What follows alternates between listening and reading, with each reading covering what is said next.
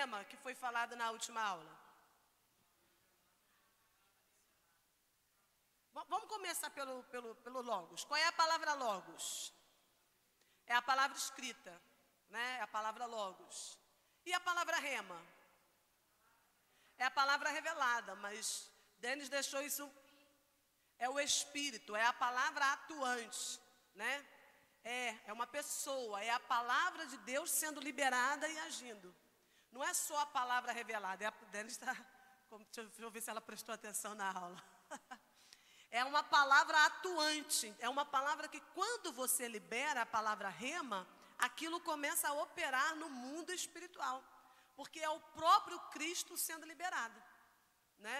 É o próprio Cristo. E lá em Gênesis, quando a gente lê Gênesis 1, quando Deus forma todas as coisas, ele fala que no princípio era o verbo era Deus. Então, quando fala de verbo que fala da palavra, fala do próprio Cristo participando ativamente da criação. Quando Deus fala, haja luz, Ele está enviando Cristo para gerar luz. Quando Ele fala, haja divisão, o Cristo está sendo liberado para que aconteça. Então, toda vez que nós liberamos a palavra, que a palavra é o próprio verbo, eu estou liberando Cristo para agir. Né? Então, não é só uma palavra solta ao vento, não. Nós estamos dando vida à palavra, e a vida é o próprio Cristo. Amém? Eu saí daqui impactada com essa palavra. Para mim, a aula foi só logos e rema, semana passada. E se aprendemos isso, já valeu, né? Foi assim, eu fiquei encantada, apaixonada pela aula da semana passada, e eu espero que vocês também saiam daqui hoje apaixonados pela aula, tá? Quem conseguiu colocar a leitura em dia aí da apostila? Né? Então, vamos lá. Começando na página 28. Fé é um fruto do Espírito recriado. Né? Por que é um fruto do Espírito recriado? Porque a fé é produzida naquele que nasceu de novo. Quem não nasceu de novo não tem esse tipo de fé que nós estamos falando, que é o tipo de fé de Deus. Que eu falei no início da aula, que é quando Deus coloca em nós essa fé. Quando nós nascemos de novo, recebemos o Espírito, Deus nos dá essa porção de fé. Então, só o Espírito recriado é que é capaz de ter essa fé. E quantos têm o Espírito recriado neste lugar? Todos nós. Depois da aula da semana passada, ninguém vai sair daqui falando que é Adão. Adão está morto, Adão está crucificado, né? A velha carne não existe em nós. Então diz que a fé é um fruto do Espírito recriado. Gálatas 5, 22. Quem sabe me dizer o que está escrito em Gálatas 5, 22? Para quem está começando hoje, do ladinho do texto tem um versículo, tá? Mas o fruto do Espírito é amor,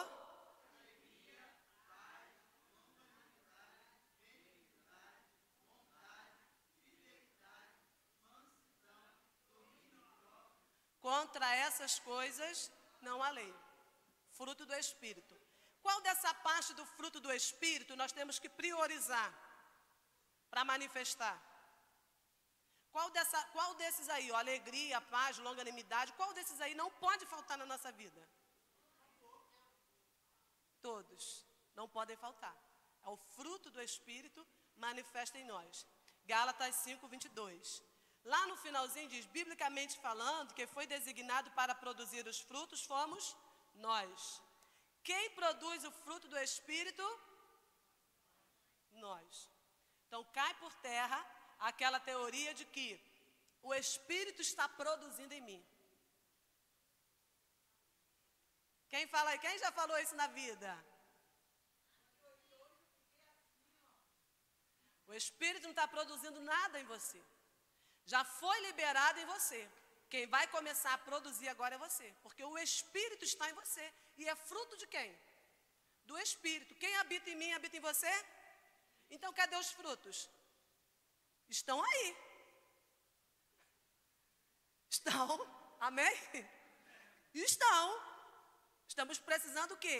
Manifestar o fruto, mas ele está aí. Talvez você está precisando regar um pouquinho mais a árvore, adubar um pouquinho mais a árvore, para ver se o fruto começa a aparecer. Mas ele está aqui, está em você.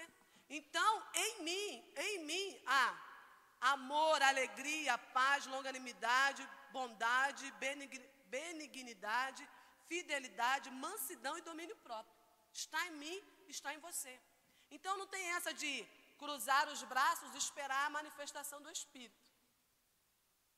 Não. Se você quer ter amor, você vai começar a ter atitude de amor. Você vai decidir começar a agir em amor. Você vai decidir começar a ser longânimo. Os problemas vão vir, a adversidade vai vir, o conflito vai vir, porque ser longânimo é isso, né? É tardio em irar-se.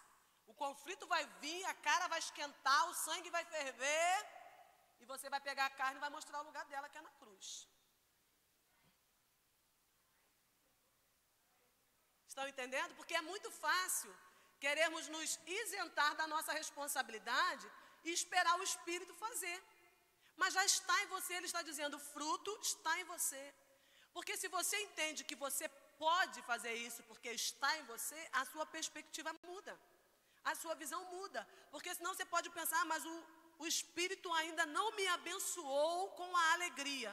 Não, o Espírito está dizendo, a alegria está dentro de você. Olha para dentro de você, que está aí. Você precisa descobrir, mas ele está aí. Entendeu? Então, não é esperar o Espírito fazer. O texto está dizendo, biblicamente falando, quem foi designado para produzir os frutos, fomos nós. Não podemos cruzar os braços e esperar acontecer. É algo natural do meu espírito. Quem já viu um pé de manga fazendo força para dar manga? Pé de manga da laranja? Não. Pé de manga naturalmente dá manga. A mesma coisa se espera de nós, Bruno. Que naturalmente produzamos o fruto do Espírito. Porque é algo inerente, está dentro de nós. Não é fazer força, não é minha natureza. Qual é a minha natureza agora? É a natureza de Cristo. Eu tenho a natureza de Cristo. Então, é algo natural para mim. Por que é importante a gente bater nisso? Porque a gente vai desconstruindo coisas que foram nos ensinadas por muitos anos. De que eu não sou capaz, de que Deus é que tem que fazer. Deus já fez, Deus já me deu. Então, Ele já fez por mim. E eu preciso começar a andar crendo naquilo que já está em mim. Está em mim. Estão entendendo? É desmistificar a crença de que nós não somos capazes. Somos capazes sim, porque o Espírito está em nós. E nós somos capazes de produzir frutos do Espírito. Amém? Fiquem à vontade, tá, gente? Se quiserem falar. João 15:1 diz assim, eu sou a videira, meu pai o agricultor. Todo ramo que estando em mim não der fruto, ele o corta. E todo que dá fruto, limpa para que produza mais fruto ainda. O fruto cresce nos ramos. E a palavra diz que nós, está no texto, nós somos os ramos. E se nós estamos em Cristo, nós vamos produzir fruto. Porque estamos enxertados na videira. Então, este fruto que é mencionado é o do espírito humano nascido de Deus, que foi regenerado pelo Espírito e tem a vida dele. Ok? Por que nós produzimos? Porque... Não faça pergunta difícil, faça só colocações, tá? Vai, estou brincando, vai. A figueira seca. A videira verdadeira.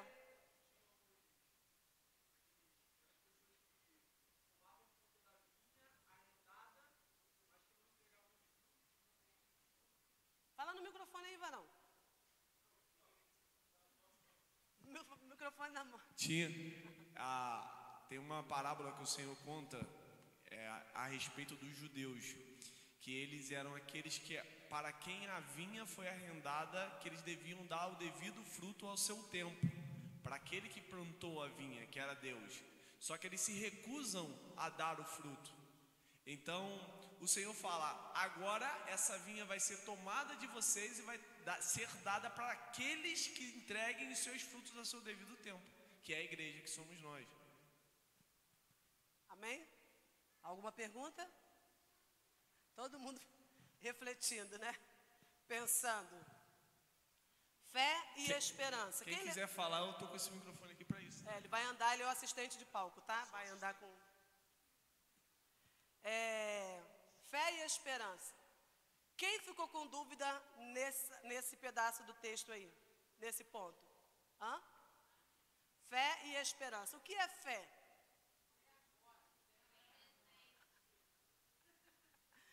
Fé? Fé é hoje. E a esperança? Esperança é o que vem ainda. É o que vem. Então, se eu estou esperando algo só no meu futuro, eu estou tendo fé ou esperança? Esperança. Porque se eu preciso para hoje, a minha fé vai fazer acontecer hoje. É hoje. Não, quando Deus quiser, aí eu te pergunto, Deus quer? Deus quer. Então, essa parte do texto vai falar sobre fé e esperança. 1 Coríntios 13, 13. Agora, pois, permanecem a fé, a esperança e o amor. Estes três, porém, o maior destes é o amor. Esperança significa positiva e segura expectação. Isso é esperança. Página 29. A esperança sempre olha para o futuro. E a fé é agora. Você crê que já recebeu e que não irá receber no futuro. Pois é a esperança que aguarda algo no futuro. Já a fé comemora a vitória, já ganha. E como que eu posso, então, viver de fé? Eu estou pedindo algo para Deus, na expectativa de que Deus faça. Como que eu demonstro que eu tenho fé com relação àquilo que eu estou pedindo? Hã? Já considerando, ele vai ficar doido assim, né? Ó, vou falar aqui, ó. O Dudu falou, considerando, já ganho aquilo. A Alessandra falou? Vivendo como se já tivesse acontecido. Então, como que eu vou viver? Dá-me um exemplo aí. Sabe que eu brincava? Meu carro era um Siena 2003, né? Antigão. Aí eu brincava com as meninas assim, meu Jeep Renegade tá ali, meu Jeep Renegade tá ali. Teve um dia que Rosana saiu e falou, gente, mas cadê o Jeep de Alessandra? Eu falei, Rosana, é brincadeira, eu tenho um Siena. Não chegou o Jeep, mas chegou um outro carro bacana também. Então, tipo assim, eu falo assim na minha vida, entendeu? O Corolla dele tá lá embaixo, então eu vivo como se já tivesse. E é em tudo, assim, eu tô com a saúde ruim, eu falo, eu tô com saúde, meus joelhos estão bons, apesar de não ser aquilo. Vivo como herdeira, entendeu? Achando que eu sou, mas não sou. Achando que eu sou, mas não sou. Não, Tava indo bem, Alessandra, não, tava indo bem. Tô sendo assim, né? A gente viaja, acha que é herdeira. Quer ver um exemplo prático? Um exemplo prático. Meu marido não é crente. Eu vou tratar o meu marido como um desviado? Porque você é isso, é aquilo, você não me ajuda, você não vai para a igreja, você não sei... Quais as palavras que eu vou usar se eu tenho fé? Chamando ele daquilo que eu creio que ele é. O que ele é? O sacerdote da minha casa. O que ele é? A autoridade espiritual dentro do meu lar. E falar isso. E não o contrário disso. Porque eu estou trazendo para a realidade aquilo que o meu coração crê. Né? Eu estou profetizando. E quando eu libero a palavra, eu estou liberando o quê?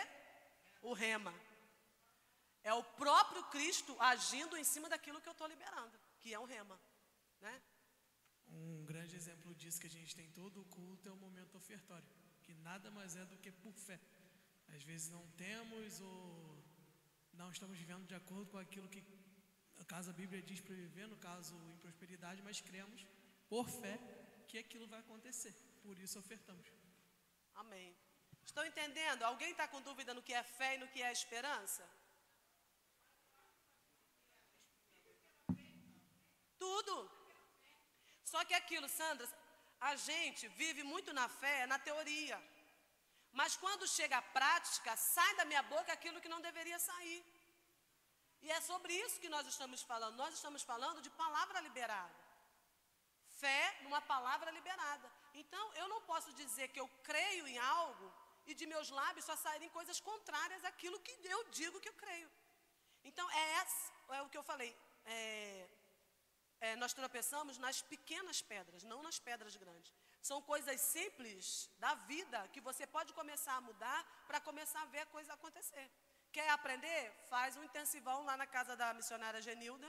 Passa uma semana com a missionária Genilda, que você vai sair de lá produzindo rema na tua vida. Amém, missionária Genilda? Vai, pode falar.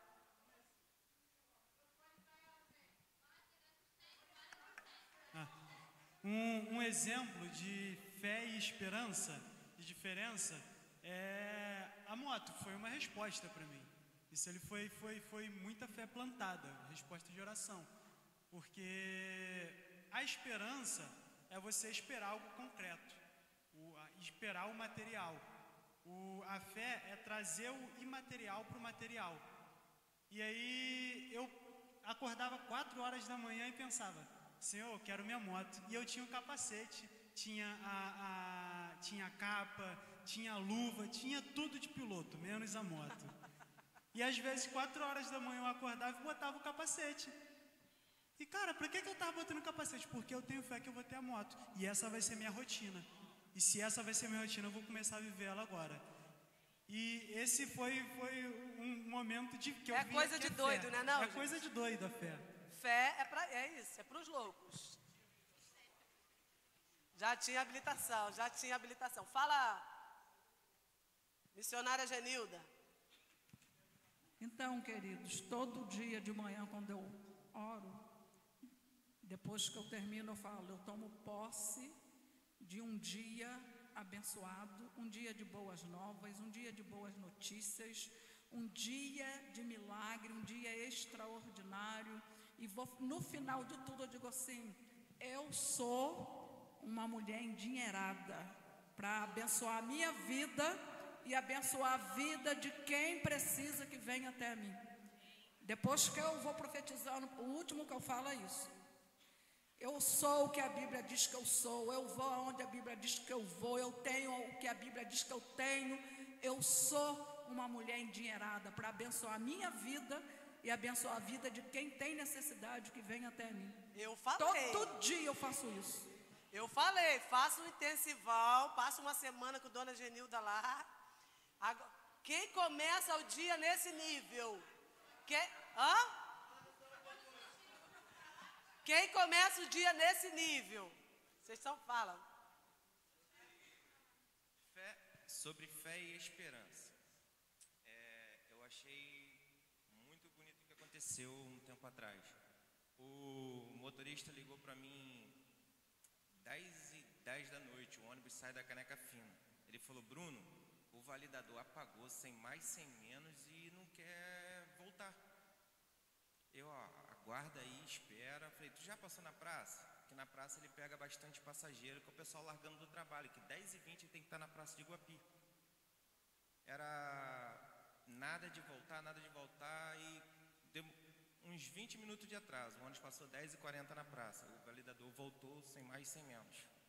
Chegando perto do hospital, veio uma mulher que ela mora, não sei quem mora ali no kart, com uma filha passando mal, que a filha estava se consultando no médico. Aí ela fez sinal, o motorista, que ela veio correndo, fez sinal, o motorista parou. Ela falou assim: nossa, motorista, tu não sabe o quanto que eu orei, o quanto que eu pedi a Deus para esse ônibus não ter passado. Aí ele chegou para mim e falou assim: Bruno, tu não sabe o que aconteceu. Eu falei: o que foi? Eu falei: eu não liguei, não fiquei 20 minutos com o ônibus parado esperando o validador voltar. Eu falei: sim. Ele falou assim: olha, veio uma mulher do hospital. Ela falou assim: ó, eu orei tanto para esse ônibus não ter passado, senão eu ia vir lá da pista, pegar uma Magé correndo com a minha filha no colo, passando mal até em casa. Aí eu falei: filho, tu sabe que Deus não ia deixar a filha dele a pé. Ele atrasou 20 minutos para sair, foi exatamente o que ela precisava para esperar. Não achar que é coincidência, entendeu? Não é coincidência. Ela falou: isso. eu orei para que esse ônibus não tivesse passado. O grande estrategista Ele fez esse cálculo, né? Glória a Deus. Então vamos lá, Romanos 8, 24 diz: porque na esperança fomos salvos.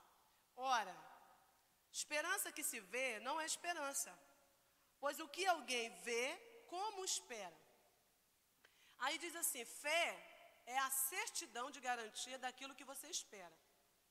Ela faz as promessas de Deus do passado e a esperança do futuro se encontrarem no presente. Olha só aí. Isso pode ir para o status. O que é que a fé faz? A fé faz as promessas do passado e a esperança do futuro se encontrarem no presente. Sabe aquela promessa que você tem? Sabe aquela expectativa que você tem? O encontro pode ser hoje. É isso. Isso é fé. 2. Eu acho interessante também aquele exemplo da mulher samaritana, que ela fala para o Senhor: eu sei que quando o Messias vier, ele vai nos ensinar essas coisas, ele vai nos mostrar essas coisas. Aí o Senhor fala: mulher, sou eu que falo contigo. Tu vai vir. Ou seja, não é sobre ter esperança que um dia eu vou vir, eu estou aqui agora para te ensinar isso. Amém. Salvos pela fé ou pela esperança? Então vamos lá. Efésios 2, 8 e 9. Não tem a referência aqui, né? Romanos 8, 22 tem. Efésios 2, 8. Vou ler para vocês.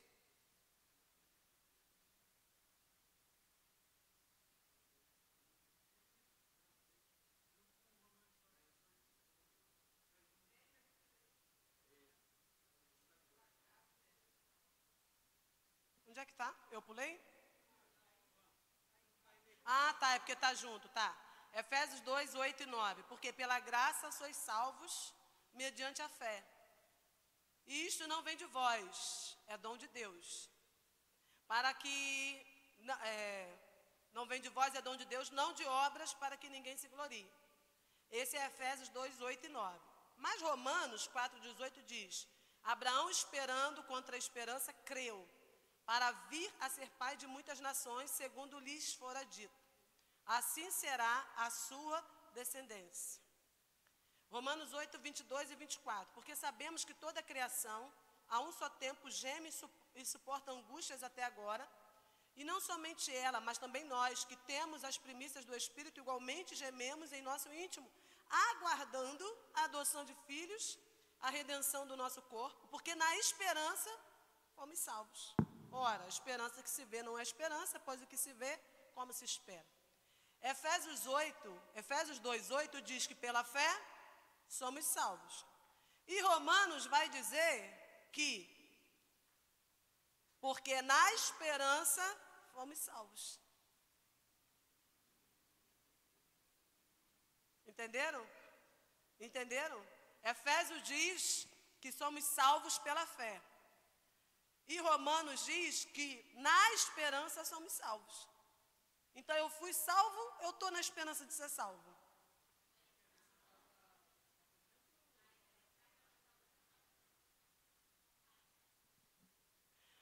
Vou voltar lá na aula. Não sou dele não, mas vou fazer lá na outra aula. Nível 1. Nível 1, olha só, estou dando a dica aí. Nível 1. Nível 2. Pela fé, eu fui salvo. Efésios. Somos salvos pela fé. O que foi salvo? Meu espírito está salvo. Aí eu vou avançando, né? Agora vem o quê?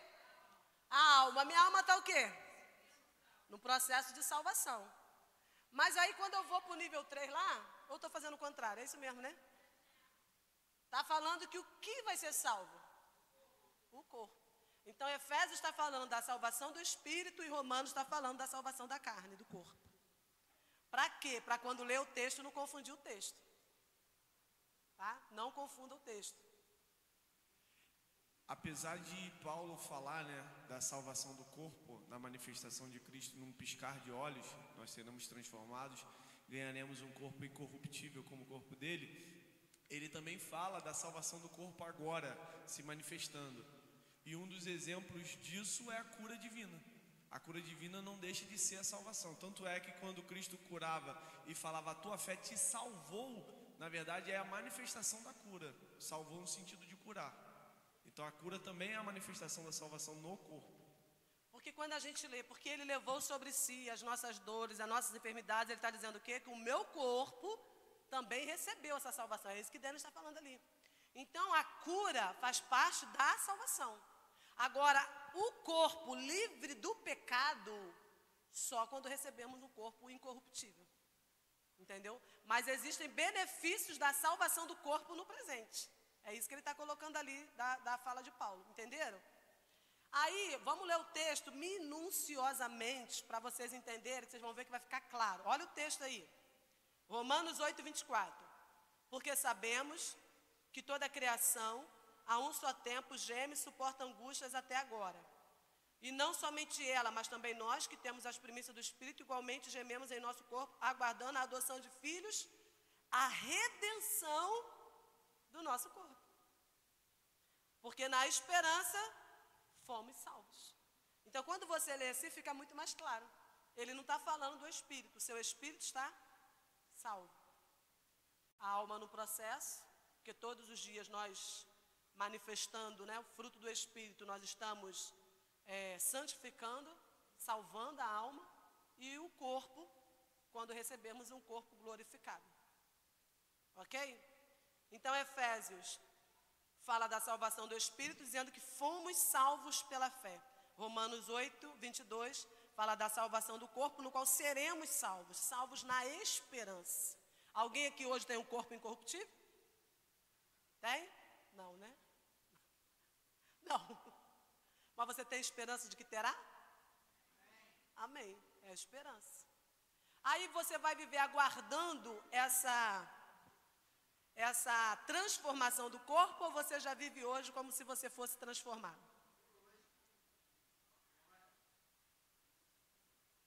Por quê? Porque quando eu entendo que hoje eu já posso desfrutar disso, eu não cedo ao pecado. Sabe aquela história de que a carne é fraca? Não tem a história da carne fraca? Quem tem? Quem já falou isso na vida? Pode levantar. A carne é fraca? Hã? Se a carne é fraca, se ela fosse forte, então o que ela não fazia? Então, hein? Se fraca, ela faz o que faz se fosse forte. Mas o Espírito está pronto. O Espírito está pronto. Então, o Jefferson falou isso, foi Jefferson que falou isso ontem aqui, que nós não somos um corpo, nós somos o Espírito. Eu me vejo da perspectiva de que eu sou o Espírito, nascido e recriado, eu sou. Mas o meu Espírito não pode perambular pela terra, vagando pela terra, pode? Todo Espírito precisa de um corpo para habitar. Então eu sou o Espírito que habita no corpo. Né? Eu não sou um corpo, eu não sou a carne, não é a carne que dita quem eu sou. Quem dita quem eu sou é quem eu sou. E quem eu sou o Espírito recriado. Foi você que citou isso ontem na palavra, não foi? Sim, o ímpio já é diferente, né? O ímpio é diferente. O ímpio, ele é um dominado corpo que pela tem um carne. espírito, Dominado pela carne. Porque ele tem o Espírito recriado? Não, mas nós temos o Espírito recriado. Então pare de dar desculpa para o pecado. Não existe desculpa para o pecado. Porque você não é a carne que cede ao pecado, você é o Espírito que nasceu de novo. Então você tem força para vencer o pecado, sim ou não? Sim. Amém? Então vamos lá, página 29, não, 30.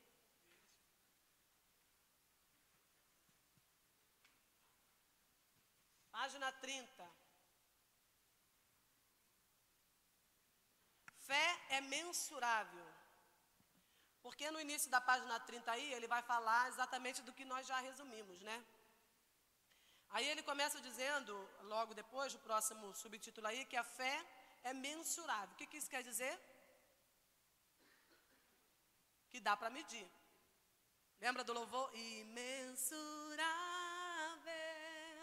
indescritível. O que isso quer dizer? que não dá para medir Deus. Deus é imensurável, mas a nossa fé é mensurável. O que dá para, o que está dizendo aqui? Que dá para medir a nossa fé. Dá para medir a fé?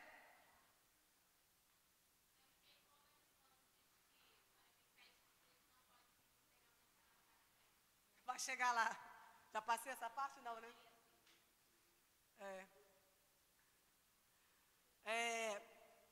Mateus 6,30, a primeira referência diz: ora, se Deus veste assim a erva do campo, que hoje existe e amanhã lançada no forno, quanto mais a vós, homens de pequena, quem fala isso?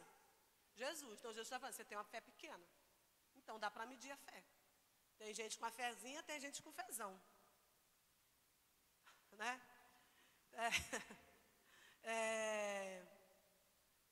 Mas em Efésios, fé mensurável que eu estou, Mateus 14:31, prontamente Jesus, estendendo a mão, tornou-o e lhe disse: homem de pequena fé, por que duvidaste?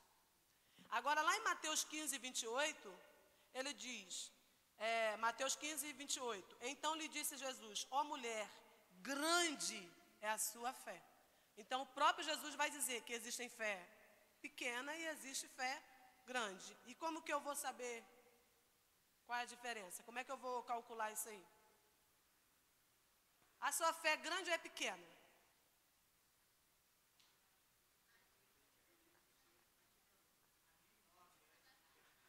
Dudu falou que depende do quanto eu estou praticando, né, minha fé?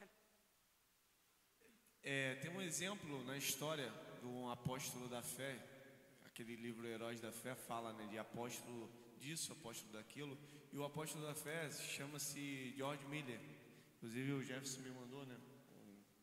O George Miller, ele é conhecido pelo relato, né, um relatório que ele fez de orações atendidas. Então ele tinha um caderno de várias orações. Então ele registrava quando que ele pedia as coisas para Deus, quando Deus respondia e como Deus respondia. Então tinha orações que ele manteve durante 20, 30, 40 anos até Deus responder. E um dos ensinamentos que ele diz, né, a respeito disso, porque ele tinha fé para Deus para pedir $1 milhão e Deus dá $1 milhão para ele. Aí ele diz: hoje eu tenho fé para pedir a Deus $1 milhão, eu sei que Deus vai me dar $1 milhão, mas eu não comecei pedindo a Deus $1 milhão, eu comecei pedindo $1. Então ele diz que o exercício da pequena fé é muito importante para que você possa fazer essa fé crescer. Então você tem que exercitar indo até Deus, pedindo a Deus e esperando que Deus responda. Porque um dos grandes problemas que nós temos é de pedir a Deus e esquecer que nós pedimos. Aí Deus tem que nos lembrar para responder. Lembra que você pediu, está aqui, ó. E às vezes nem lembra de agradecer, né? A bênção chega e nem lembra de agradecer. Virou até frase de Instagram, né? Por quanto tempo você orou por coisas que você tem hoje? Não virou frase aí de Instagram? O pessoal bota muito isso no, né?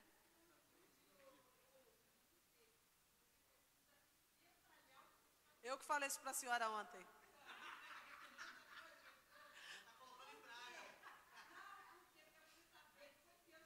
Na verdade, quem fala isso é o Dave Yong-Shu. Ele que ensina a orar dessa forma.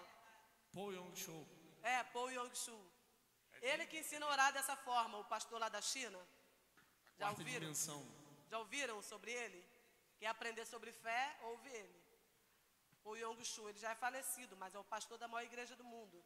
E ele ensina a orar especificamente. Ele diz que quando você ora aleatoriamente, as coisas acontecem e você não sabe. Mas ele conta o testemunho dele de que ele era muito pobre e ele precisava de um escritório para poder organizar as pregações dele, né, o espaço dele de pastor e tal, e ele não tinha nada. E ele orava: Senhor, eu preciso de uma mesa, Senhor. Eu não tenho uma mesa para eu sentar para escrever, eu preciso de uma cadeira. Eu preciso que o Senhor me dê uma bicicleta para eu poder fazer missão. Eu não consigo visitar os irmãos longe porque eu não tenho uma bicicleta, Senhor. E ele orava, pedindo ao Senhor. Ele tinha fé? Tinha. Mas Deus é Deus de detalhes. E Deus revelou isso a ele. Aí ele começa a mudar a oração. Fala: Senhor, eu quero uma mesa de mogno, né? E especificava, eu quero uma mesa assim, eu quero uma mesa de canto, eu quero uma cadeira daquela que tem roda, para eu não precisar ficar andando de um lado para o outro. Eu quero e foi especificando, e até o modelo da bicicleta, ele falava, a bicicleta que eu quero não tem aqui na China, mas é dos Estados Unidos, é aquele modelo que eu quero, Senhor. E começou a especificar para Deus. E quando Deus começou a responder, e tem a parte da gravidez. Ele contava na igreja para as pessoas as coisas que ele tinha recebido. Já viu esse testemunho dele? Ele contava para as pessoas as coisas que ele tinha recebido. E quem convivia com ele sabia que ele não tinha nada daquilo. Mas ele contava, eu tenho. E as pessoas iam na casa e via que ele falou, eu tenho, porque ele estava gerando. Ele falou que ele já estava grávido daquilo. Então, no coração dele, ele já tinha aquilo. E as pessoas riam dele quando ele falava que ele tinha uma mesa de mogno no escritório dele, que ele tinha uma cadeira, que ele tinha uma bicicleta importada. As pessoas riam dele. Até que Deus fez exatamente como ele pediu. Mas ele diz que enquanto ele não começou a especificar a oração dele, Deus não respondeu. Porque Deus é específico. Então, eu estava conversando isso com a pastora Fanny ontem. Que às vezes quando a gente ora de forma específica, quando Deus responde, você fica assim, Jesus, né? É Deus mesmo fazendo. Eu orava o Senhor, eu falava, Senhor, eu quero um menino, quando eu engravidei. Eu falava, Senhor, eu quero um menino, Senhor, eu quero um menino. O Senhor sabe que eu não tenho paciência de ficar penteando o cabelo, botando lá assim, me dá um menino. Eu falava. E Deus me deu um menino. Então Deus responde? Responde, gente. Ele sabia que eu não ia ter paciência de ficar trançando o cabelo, fazendo black, não ia ter, não ia, né? Então, eu acho que Deus é Deus de detalhes. Por quê? Se era um desejo do meu coração, por que não? Não é? Então, quando for orar, queridos, ore especificamente.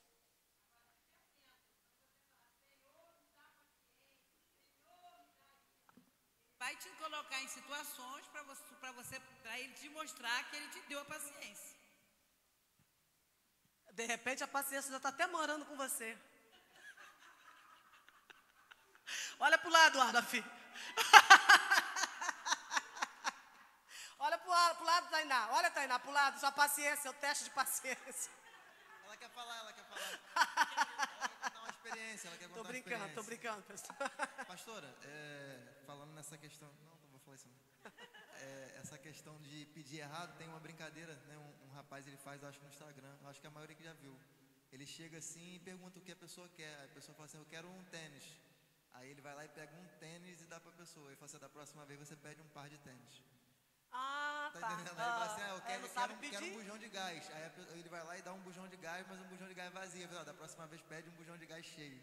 Porque é aquilo, gente. Olha a passagem bíblica. Jesus vê o cara cego e Jesus para diante dele e fala, o que você quer que eu te faça? Tem gente que não sabe o que Deus quer, não sabe o que quer para que Deus faça. A pergunta de Jesus foi, o que você quer? Ele poderia falar, estou precisando de um dinheiro. Estou precisando de uma esmola. Mas ele foi na necessidade dele e falou, eu preciso ver. Por quê? Você precisa saber o que você quer, o que você quer. Tem certeza que você quer sair desse lugar que você está? Ou você está se beneficiando dessa situação que você finge reclamar, mas na verdade tu está satisfeita?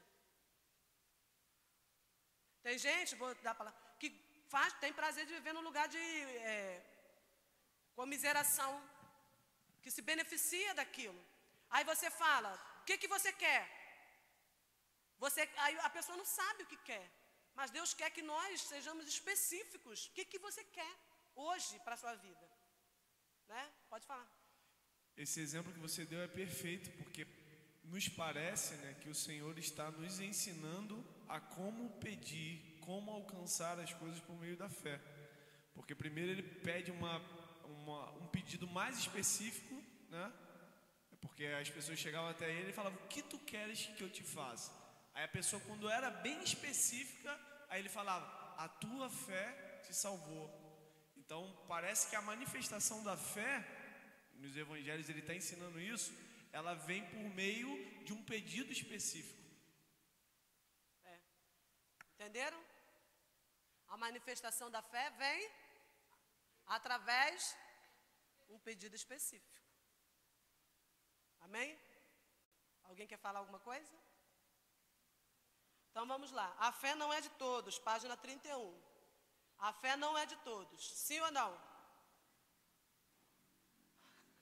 Ué, pastor, mas você falou lá no começo que todo mundo tem fé.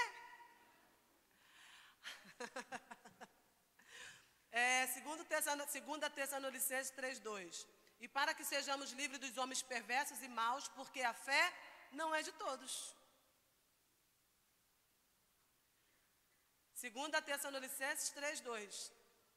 Aí vai explicar, essa passagem foi escrita sobre os ímpios, homens perversos e maus. Os homens do mundo que não creem em Deus como os cristãos. Então, quando você lê lá, 2 Tessalonicenses 3:2, que está dizendo, porque a fé não é para todos, Deus não está falando com você. Porque você não é mais ímpio e perverso e mau. Então, você tem fé? Sim, eu tenho fé? Sim. Esse versículo está falando do ímpio, que não tem fé. Então, a fé não é para todos. Né? É só para o recriado, para o renascido. Todos recebem a mesma medida de fé ao nascer de novo. Sim ou não? Sim. Porque pela graça que me foi dado, diga cada um dentre vós que não pense de si mesmo além do que convém. Antes pense com moderação, segundo a medida de fé que Deus repartiu com cada um. Então todos nós temos fé. Deus não dá fé grande para alguns e pequena para outros. Deus dá fé para todos.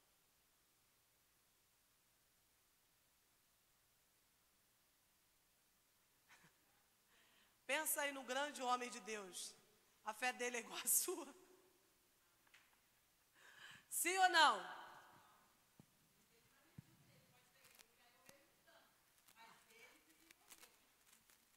Fala, Jefferson. Quer falar? Sim, eu estava falando com os meninos no carro, que a gente foi no culto em Piabetá, eu falei até sobre isso com eles, não sei se vocês vão lembrar. Que a fé, como o Dudu falou, ela é desenvolvida, né? É como Jesus vai falar, que a fé é como um grão de mostarda, não é do tamanho. Aí quando você vai ver como é o grão de mostarda, ele faz o quê? Você planta, ele é o menor das sementes, né? Quando você planta, ele vira uma planta, depois ele vira uma árvore a ponto de acomodar os pássaros. Ou seja, ela é uma fé crescente. Hoje você acredita que você vai orar e a dor de cabeça ela vai passar. Aí quando você acredita naquilo ali, você vai orar e um câncer vai ser curado. E ao ponto dos pássaros se acomodarem ali naquela árvore. Ou seja, os pássaros vão vir, outras pessoas vão vir, vão se acomodar na fé que é sua e vão expandir isso, né? Vão ser abençoados pela sua fé. Isso.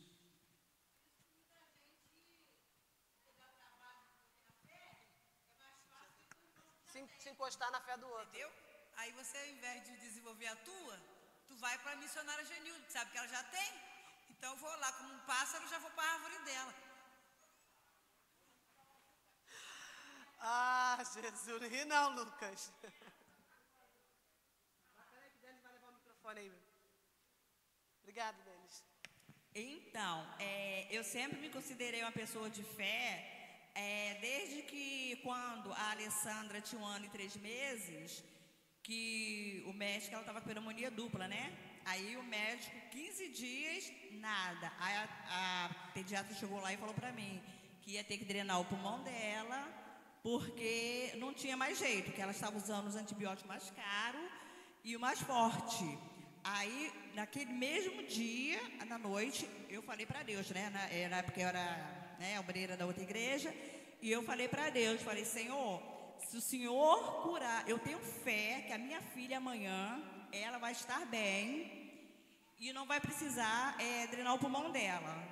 Eu creio no Senhor e a minha fé é tão grande que eu tenho certeza, porque se eu estou aqui até hoje servindo o Senhor, então o Senhor tem que me honrar, tipo assim, né? Porque a gente não temos que reclamar nada com Deus, nós temos que dar obediência, nós somos filhos e Ele é o Pai.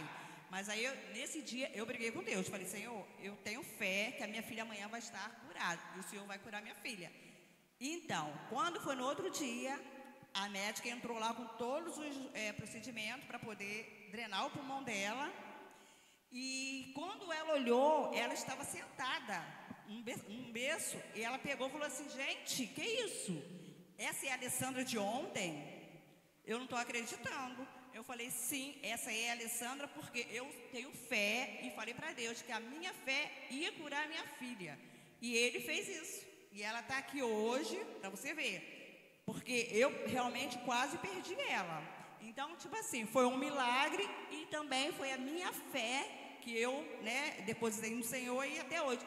E eu hoje estou aqui, porque você sabe pelo que eu passei.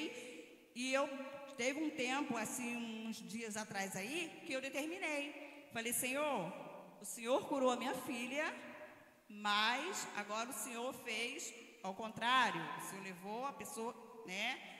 Mas, assim, eu falei, não, mas eu não vou perder a minha fé. Eu não vou dar essa brechinha pro diabo. Não. Então, eu continuei. Aí, do nada, eu falei assim, na minha cabeça estava assim, vou desistir de tudo, não quero mais saber de igreja, não quero, deixa pra lá, né? Porque Deus é esse, tá. Mas aí, alguma coisa na minha mente falou assim, não, cadê sua fé? Cadê aquela fé que eu curei a sua filha? Que Ô, você... Sandra, o que mandava Então, você desistir, o que mandava você desistir, que Deus, esses são os seus sentimentos.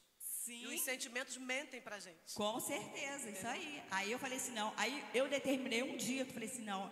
Eu me arrumei e estava assim, eu não vou, não consigo, não vou conseguir, não conseguir. Aí eu falei assim, Senhor, eu vou conseguir. E vou. Cheguei aqui sozinha e Deus me trouxe, estou aqui até hoje e a minha fé continua firme nele. Entendeu?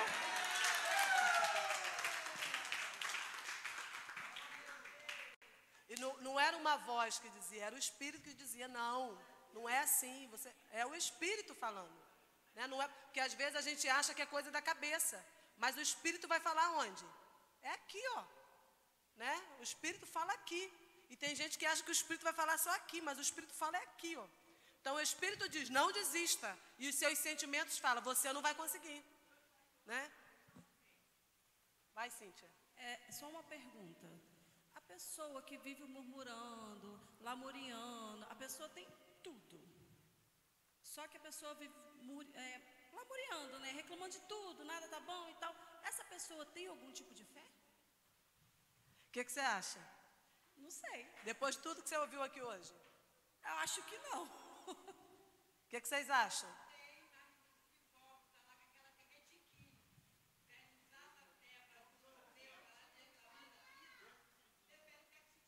E ela vai viver na murmuração e na lamúria o resto da vida. Entendeu?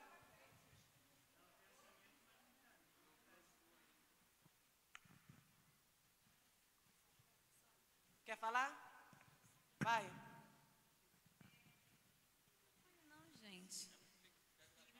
Nós vamos entrar em outro tema polêmico aqui, vai. Só fazendo uma junção, a gente está no mês da colheita. Eu estava aqui pensando. A senhora estava falando sobre muita fé e pouca fé. Podemos dizer que quando eu exerço a minha fé em grande escala, eu vou colher mais frutos? E se eu não exercer a minha fé em grande escala, eu colho exatamente a mesma proporção? Então, eu posso dizer que uma pessoa que tem pouca fé... Ela vai sempre semear pouco. Que talvez é o exemplo que a Cíntia acabou de falar, que é uma pessoa que ela pode ter fé em coisas, em Deus, em bens materiais, mas ela reclama, então ela vai colher e passar a viver mediocremente, podemos dizer assim? Por exemplo, você tem fé de que Deus ouve a oração? Sim. E o quanto você ora? Coisas simples. Se você tem fé que Deus ouve a oração, quanto você ora? Você tem fé que é aqui, é o próprio Cristo revelado? Sim. O quanto você lê? Então não basta dizer que tem fé. Nós vamos chegar nessa parte. Não basta dizer que tem fé. O que vai demonstrar se eu tenho fé ou não? O que é que Tiago vai dizer? Fé viva e fé morta. Então dizer que tem, eu tenho, não, eu creio que isso aqui é a palavra de Deus. Tu nem abre, cara, para ler. Tu não lê, pô, a semana toda. Você não lê a Bíblia. Como que você pode dizer que crê que isso aqui? Por isso que fala que a fé sem obra é morta. A gente vai chegar lá. Vai chegar lá na frente, a gente vai chegar. Querendo dizer nesse sentido. Porque se eu não faço, o que é obra? É algo que eu Sabe o que é isso? Da nossa primeira aula, é a fé mental. Lembra da nossa primeira aula, fé mental? A fé mental é, você concorda com tudo que é falado aqui, não, tá certo, é isso, Jesus é o caminho, a verdade é a vida, Ele é a cura, Ele é tudo que eu preciso. Quando tu sai daqui, acabou. É a fé mental, não passa disso. É só uma fé mental. Nós vimos isso na nossa primeira aula. Quer falar, Jefferson? Você não pode desejar, você não ora, você não deveria desejar. Só isso. Então vamos lá. Não é bíblico pedir para Deus, para que Deus aumente a nossa fé. Quem já orou pedindo para Deus aumentar a fé?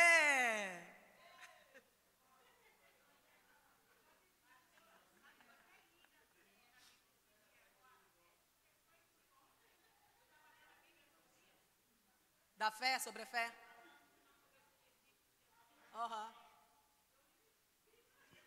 Então vamos lá no texto. A fé não vem pelo pedir, a fé vem pelo ouvir. Então não adianta você ficar pedindo, Senhor me dá fé, Senhor me dá fé, Senhor me dá fé. O que vai produzir fé em mim? Ouvir o quê? Aí eu só ouço a palavra quarta-feira e domingo e agora segunda-feira. Qual é a fé que eu estou gerando no meu coração? Mas se eu sou a missionária Genilda e já acordo de manhã declarando a palavra, o que eu estou produzindo no meu coração? Se eu acordo de manhã já vestindo a armadura de Deus, botando o capacete, que dardo nenhum, flecha nenhuma de Satanás vai me atingir, porque eu calço sandália da paz, é onde eu vou, eu já começo. O que eu estou produzindo? Fé. É por isso que Paulo diz, eu criei, por isso. Então, quanto mais eu falo, mais eu gero o quê? Fé. Mas, porque eu estou falando, vai falar isso aqui, do ouvido mais perto da boca, vai falar. Quanto mais eu falo a palavra, mais eu gero fé. Por isso, quanto mais palavras contrárias eu lanço, mais eu vou minando a minha fé. O que sai dos meus lábios? O que o meu ouvido tem ouvido o dia inteiro, o dia inteiro?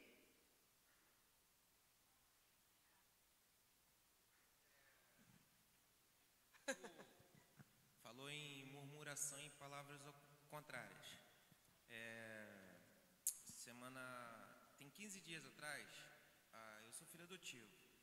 A minha mãe biológica ligou para a casa da minha mãe pedindo um dinheiro emprestado. Minha mãe falou, olha, eu não tenho, mas se Deus enviar um anjo aqui, eu te ligo. Aí minha mãe trabalha com salgado. Foi uma mulher lá, encomendou um centro de salgado. Ela falou para minha irmã, ó, liga para sua tia, fala que Deus mandou um anjo aqui. Aí minha irmã ligou, ó, Deus mandou um anjo aqui, pede para alguém vir aqui buscar o dinheiro para a senhora. Ela, aí Deus manda anjo. Aqui na minha casa não anda anjo com asa, sem rabo, nem de rabo, nem sem rabo. Aí, quando foi à noite, teve um assalto lá em Suruí. Em Suruí tem muito polícia e muito matador. Pegaram 2 caras aqui em Citrolândia aqui, que era de eles lá que entregaram. Aí, o que aconteceu?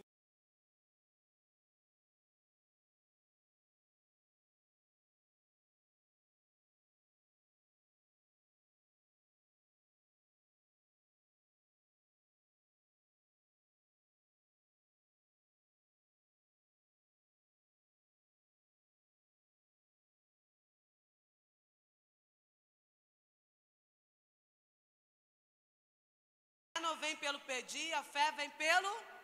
Aí vocês vão falar, uau! Bora, gente. A fé não vem pelo pedir, a fé vem pelo ouvir. Uau! Né? São coisas que a gente não pode esquecer. É verdade que naquele momento eles pediram, mas isso também não quer dizer que Jesus atendeu. Os discípulos pediram? Pediram, mas os discípulos pediam cada coisa. Pediram para sentar do lado dele, quando o senhor for para lá... Deixa sentar lá, foi a mãe, na verdade, que pediu, né? Mas eles falavam cada coisa, que Jesus falava, eu sou o caminho. Aí logo depois ele falava, mostre-nos o caminho. Né? Se você for ler, esses eram os discípulos, igual a mim, igual a você. Página 32. Então não é correto pedir para que Deus aumente a fé, porque a fé vem através daquilo que você ouve. Página 32 lá em cima diz, Jesus também acrescentou que se eles tivessem fé, deveriam falar aquilo que creem, e isto aconteceria. Isso está lá no versículo atrás. Lucas 17, 5, na página 31, diz: quando eles pedem fé, está na página 31, finalzinho, versículo aí. Então disseram os apóstolos ao Senhor: aumenta-nos a fé. Jesus respondeu: se tiverdes fé como um grão de mostarda, direis a esta amoreira: arranca-te e transplanta-te no mar, e ela vos obedecerá. Então ele diz: se você tem fé, você vai falar, você vai declarar. Então Jesus diz que a fé não é sobre você pedir, é sobre você declarar aquilo que você quer. Ele usou uma amoreira como exemplo, mas o contexto não fala de amoreira, fala sobre mágoa e falta de perdão. Quem leu o contexto? Quando Jesus está ensinando sobre mágoa, sobre o perdão, os discípulos falam: uau, aumente-nos a fé. Aí Jesus fala: se vocês tiverem fé, vocês vão dizer a este monte: saia daqui e lança-te lá. E isso vai acontecer. Então o que Jesus está dizendo? Sobre perdão e mágoa, ressentimento. O que ele está dizendo?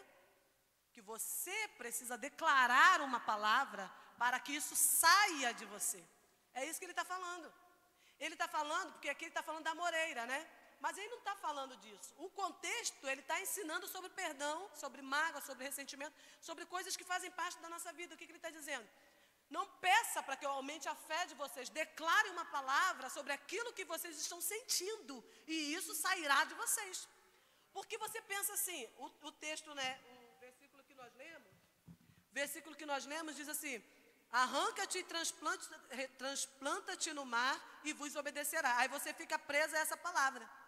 Ah, mas eu não tenho fé para mandar uma árvore sair daqui para lá. Ah, mas eu não tenho fé de mandar essa montanha. Jesus não está falando disso, Jesus está dando um exemplo. Na verdade, ele está falando de mágoa e de perdão. É disso que ele está falando. Entenderam? Então não adianta eu ficar remoendo. Ele está dizendo: lança uma palavra sobre isso. É o que está acontecendo. Começa a liberar a palavra, porque se você liberar sobre aquilo que você crê, aquilo vai sair daqui e vai ser lançado fora. E isso aqui dentro do contexto de perdão e mágoa, mas podem ser outros contextos que eu e você, a gente pode estar vivendo. É dar uma palavra. É o quê? A paz que está faltando na tua casa, no seu casamento? É a alegria que está faltando? É o dinheiro que está faltando? A escassez está morando na sua casa?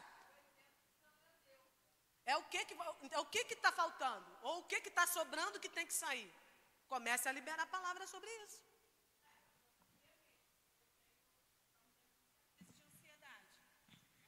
Eu andei com crise de ansiedade há um tempo. Aí o meu esposo falava assim: para com isso é bobeira, não sei o quê. Eu falei: não é bobeira. Porque quando eu engravidei do Bernardo, eu adquiri isso. Tinha muita ansiedade. Aí a minha cunhada falou para mim: lança fora. Aí eu lancei fora. Só que esses dias atrás quis voltar. Aí na hora da minha oração eu falei assim: pai, tira toda essa ansiedade dentro de mim. Eu não estou sentindo isso, eu não quero sentir isso. No dia seguinte eu comecei super bem, maravilhosa. E estou aí. Só que tem época que ela tenta voltar. Só que aí eu tenho que sempre lembrar: não, eu não posso, eu tenho que lançar por terra. Aí meu filho falou: mãe, por que a senhora lança por terra? Eu falei assim: filho, para sair todo o mal que queira atingir a gente. Porque me atingindo, atinge ele também. E é aquilo, é você permanecer naquilo que você declarou. Embora queira aparecer novamente, você vai: não, eu já declarei que você não tem espaço na minha vida. Então você pega o que é seu e saia, porque na minha vida não tem espaço para ansiedade. Não tem espaço para crise de ansiedade. Né? Porque a palavra já foi liberada, mas você precisa se manter firme naquilo que já foi liberado sobre você. Né? Um exemplo muito prático que aconteceu comigo, como vocês sabem, foi a questão da autoescola, né? Que eu declarei, não aconteceu, pela primeira, pela segunda, pela terceira. Mas quando chegou na quarta, eu continuei falando as mesmas coisas. Eu vou conseguir, eu não tenho medo, eu posso, eu vou. entendeu? Eu comecei a declarar, não estou nervosa, e eu sentia que eu estava, mas eu falava, não estou nervosa, eu já passei. Aí depois eu fiquei lembrando, falei, realmente, eu aprendi, alguém falou aqui esses dias, ter coragem não é... O pastor Renato falou ontem. Ter coragem, minha mente, ter coragem não é não ter medo, é mesmo com medo você fazer. Esse mesmo. Então é declarar, é isso aí. Amém. É aumentar a fé que recebemos é responsabilidade de quem? Então Deus já fez aqui, ó, toma que é teu. Deus já te deu. Agora Ele está falando, é contigo, Dudu, aumentar a fé que eu já te dei. Que é fácil, né, cruzar o braço e falar, Deus, aumenta a minha fé. Aí no outro dia tu amanhece cheio de fé, já pensou? E a minha parte nisso? Né? Então, é minha responsabilidade, é nossa responsabilidade aumentar a nossa fé. Só que Deus, na sua bondade, no seu amor, no seu cuidado, conhecedor da nossa ignorância, Ele não vai nos dar uma responsabilidade que Ele não vai nos ensinar como fazer. Ele manda, Ele diz que é nossa responsabilidade, mas Ele vai dar o caminho. Ó, se vocês fizerem assim e assim, a fé de vocês vai aumentar. Né? Então, Ele, como um bom pai, um bom mestre, Ele mostra o caminho de como aumentar a fé. Segunda Tessalonicenses 1:3. Irmãos,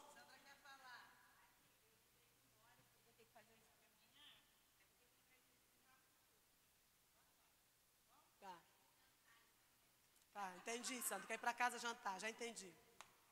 Irmãos, cumpre-nos dar sempre graças a Deus no tocante a vós outros, como é justo, pois a vossa fé cresce sobremaneira, e o vosso mútuo amor de uns para com os outros vai aumentando.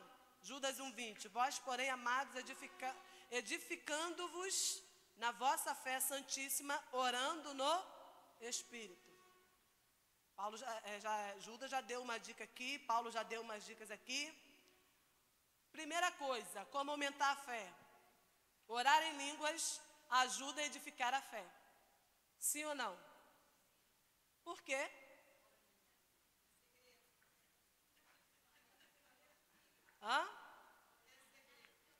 Orar em línguas faz o quê, gente? Edifica, o que Paulo vai dizer? O orar em línguas edifica a igreja? Tudo.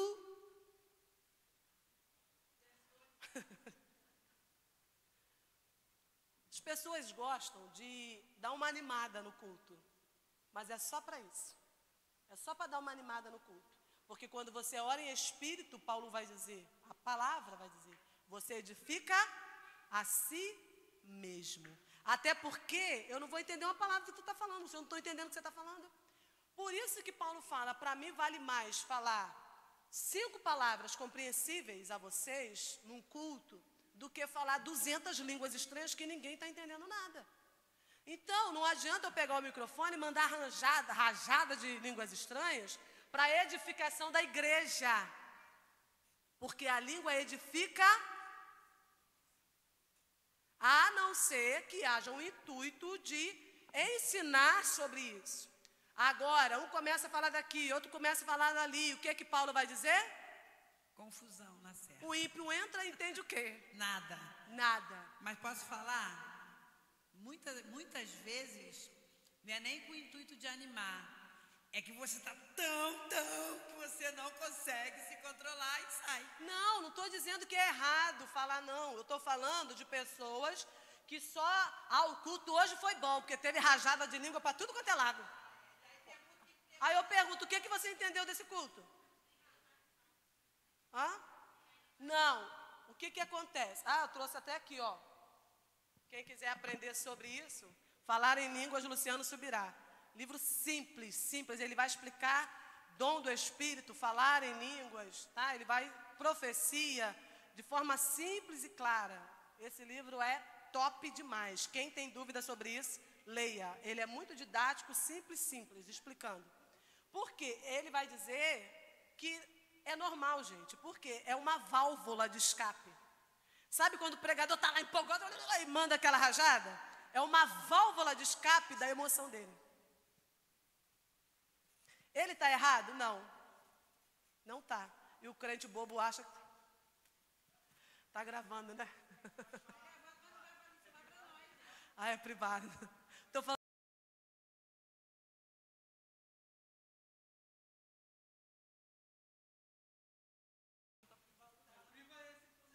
Não, gente, o que eu quero que vocês entendam?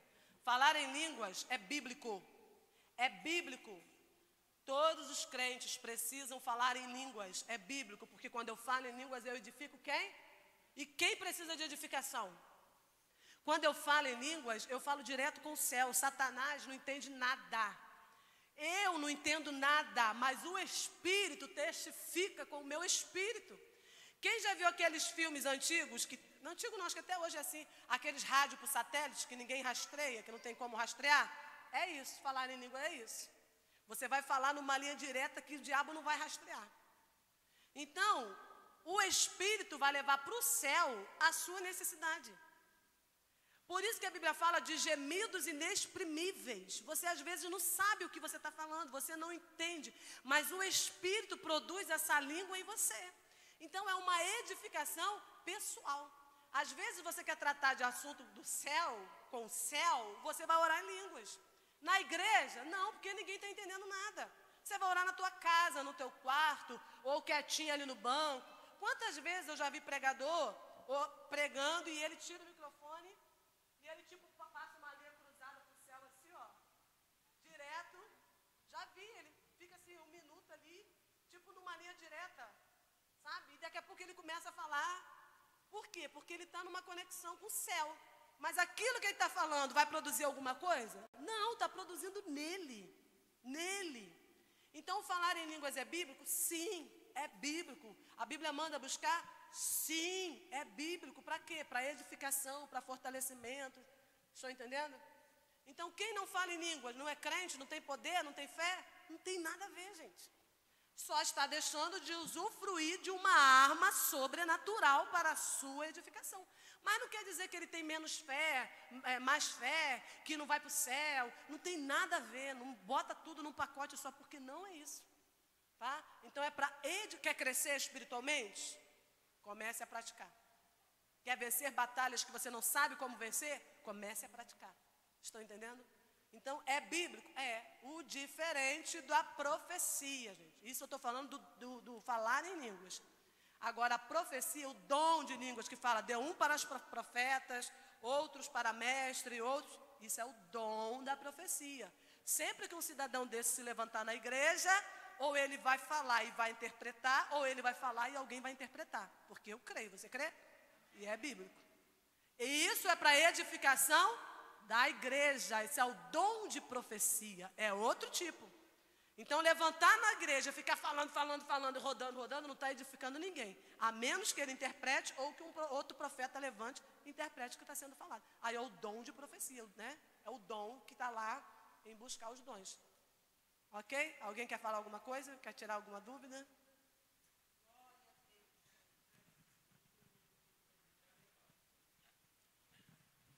Você falou do dom de variedade de línguas. No caso, por obrigação, se houver alguém querendo entregar algo para a igreja, por obrigação do Espírito Santo, teria que ter alguém com dom de interpretação de línguas? Se você vai falar em mistério, alguém tem que interpretar. Ah, não, gente, Deus não fala com a igreja todo mundo balá, não.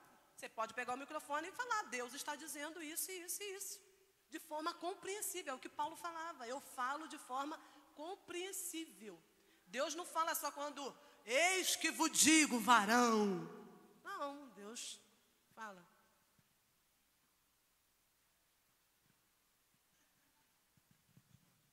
Eu já tive algumas experiências entregando profecia.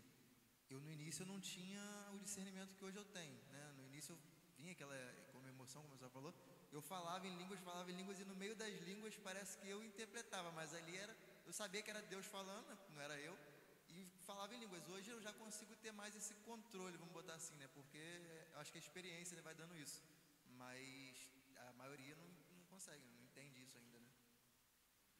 Quer falar? Isso que o Robson perguntou, na verdade Paulo escreve, né? Não cabe nem interpretação. Ele fala, fale-se em línguas na igreja desde que haja intérprete. Se não houver intérprete, fique calado. Está escrito. vira bagunça, gente. Vira bagunça. Agora, mas o pregador falou, mas... Gente, ele é humano. É a emoção dele. Entendeu? Não quer dizer que porque ele mandou uma rajada de línguas estranhas, que ele tem mais poder que o outro que não falou nada. Não tem nada a ver. Entendeu? Mas o lado humano dele também está ali com ele, presente no altar. Né? Então, não, porque aquele pregador, já viu como é que ele fala em línguas? Tem gente metendo inglês no meio da pregação e vocês achando que está falando em línguas.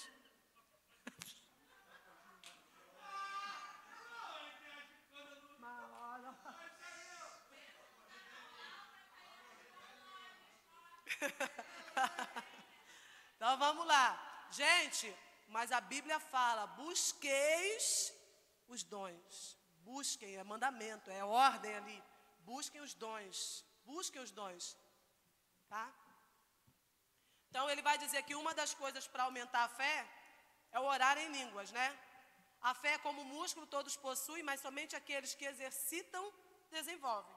A fé vem pelo ouvir, permanece pelo ouvir e cresce pelo praticar a palavra. Aí você fala, uau. Vou repetir. A fé vem pelo ouvir, permanece pelo meditar. Meditar não é você ler a Bíblia assim, não. Meditar é você ler, parar, refletir, Senhor, mas o que é isso? Aí lê de novo, aí daqui a pouco dá a sua hora do trabalho, você vai trabalhar, mas você está lá meditando naquilo que você... Isso é meditar. Então a fé vem pelo ouvir, pelo meditar, e cresce como? Ouvindo e meditando? Praticando. Né? Então, como aumentar a fé? Ele botou 4 passos. Primeiro, alimentar-se com a palavra de Deus, meditar na palavra, praticar aquilo que medita e orar em línguas. Isso que faz a sua fé crescer. Então, Deus não vai aumentar a sua fé, mas Ele já deixou aqui um manual. Quem quer aumentar a fé, primeiro, alimente-se com a palavra, medite na palavra, pratique aquilo que você medite e ore em línguas. Aí você vai ver a sua fé aumentar. Amém? Continuando, e a hora está indo. 3 minutinhos só. Está ali atrasado. Confissão, elemento indispensável da fé. O que é confessar? É reconhecer ou admitir, declarar em fé. A confissão é afirmar alguma coisa que cremos, testificar de alguma coisa que sabemos, dar testemunho de uma verdade que aceitamos. Amém. Há 4 tipos de confissões que são aludidas no Novo Testamento, né, que fala que confissão é indispensável à fé. E ele vai colocar aí 4 tipos de confissão. Existe a confissão de pecados, né, que está lá em Mateus 3:5. Lá no finalzinho, então saíam a ter com ele em Jerusalém, toda a Judéia e toda a circunvizinhança do Jordão, e eram por ele batizados no Rio Jordão, confessando o pecado. Então, confessar pecado também é atitude de fé. Confessar pecado. Outra forma, confissão do pecador de dia, é declarar Jesus como Senhor e Salvador. Isso é outro tipo de confissão de fé. Declarar Jesus como Senhor e Salvador. Primeiro ele é o quê? E a gente convida o povo para aceitar Jesus como Salvador. Quem quer receber Jesus como seu Salvador hoje, vem aqui à frente. Aí ele vem, tu está oferecendo a salvação. Salvação do quê? Do casamento que está ruim. Da vida financeira que está ruim. Tu está oferecendo a saída para ele, é a salvação, vem cá. Mas não é isso que a Bíblia fala. É receber a Jesus como Senhor e Salvador. Mas a gente está facilitando e oferece. A pessoa, quando você fala de salvação, a pessoa pensa, é nisso aqui que eu estou perdido, então eu vou atrás dele, porque ele vai me dar aquilo que eu estou precisando. Mas a gente está invertendo, que primeiro é confessar Jesus como Senhor, submeter-se a Ele, ao seu senhorio, aí Ele é o seu Salvador. Né? A igreja inverte, às vezes, as coisas, né? Terceira confissão, a confissão que o crente faz de algum pecado cometido quando ele acontece, que fala sobre confessar, né, os pecados. Se confessarmos os nossos pecados, Ele é fiel e justo para nos perdoar os pecados e nos purificar de toda injustiça. Pecado precisa ser confessado e abandonado. Confessado e abandonado, né? A quarta confissão da nossa fé é confessar a palavra de Deus.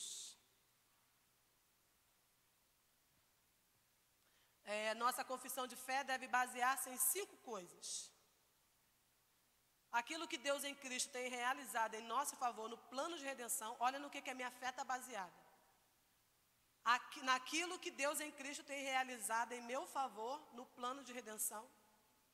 Aquilo que Deus, mediante a palavra e o Espírito, tem realizado em nós no novo nascimento. Aquilo que somos para Deus. Aquilo que Jesus está fazendo em nós agora, está fazendo por nós agora, e aquilo que Deus pode fazer através de nós, por meio do Espírito e da palavra. Entenderam isso? As 5 confissões de fé aí? Entenderam? Sim ou não, gente?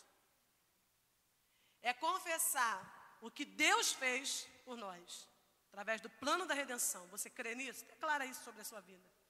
É você confessar o que o Espírito está fazendo em mim, que sou nova criatura, eu nasci de novo. É um processo, é você declarar isso. Aquilo que eu sou em Deus, é declarar o que eu sou em Deus. Aí o 4, aquilo que Jesus está fazendo em mim, o que Jesus está fazendo lá? Ele está lá intercedendo, estou entendendo? Ele está ensinando aqui meios de confessar a palavra. E ele diz que é aquilo que Deus vai fazer através de mim, por meio da palavra e do Espírito Santo. Ok?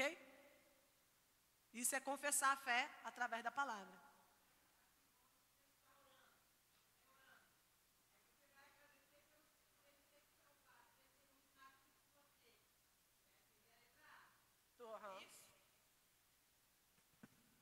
Por ele estar te Deus, transformando. muito obrigada, porque o Senhor enviou o seu Filho.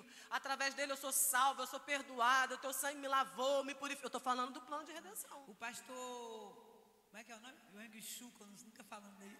Ele ensina isso ele fala assim, às vezes você não sabe como orar, mas se você começar trazendo tudo que começou lá atrás, o que Jesus fez, começar agradecendo pelo... Só isso vai levar um tempão você orando o que ele fez. Aí eu lembrei agora o que você está falando. E depois você entra na letra B. Do seu novo nascimento. Feito, Senhor, obrigado por hoje eu ser nova criatura, por eu ser transformado, né? O pecado não me domina, a minha carne não me domina. E eu nasci para te adorar, para nascer. Aí quando você chega na D, e obrigado por interceder por mim, por estar aí, Senhor. Não é isso que você está falando dele? E no final, quem eu posso ser para o outro?